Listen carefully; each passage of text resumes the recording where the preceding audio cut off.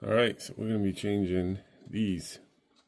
This is the one that's on it now. It's like a, I don't know, it feels plastic, might be aluminum. I'm not the best at that, but you can see the thickness difference. You're going to have to take off your wheel. And you can see I've removed the wheel cap, and then you're going to want to take that nut off. Then you're going to remove this Allen key to take that off. It's just one. And that's with the factory one removed right here. Got the little key still on the end.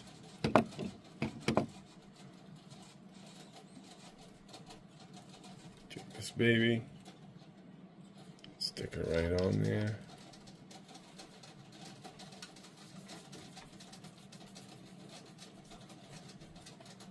You're going to put the key back in it, and then you're going to just put it back together. Okay, so I didn't specify that this piece here, the, I don't know what you call it, but those ridges are going to go out, and then you can see on the inside how that has a rise there. You're going to see this one. I'll try and get that back there. That one has the rise, but it doesn't have the ridges. But this is offset, so it'll only go on one way. I just wanted to say that.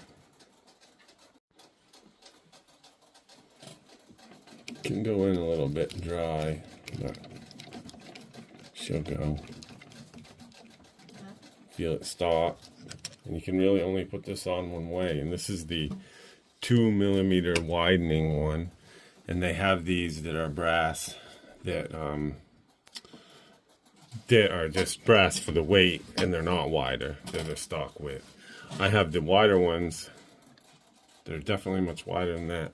I have those ones so that when my bigger tires get here, I'll have more clearance in here so they're not hitting the springs and stuff.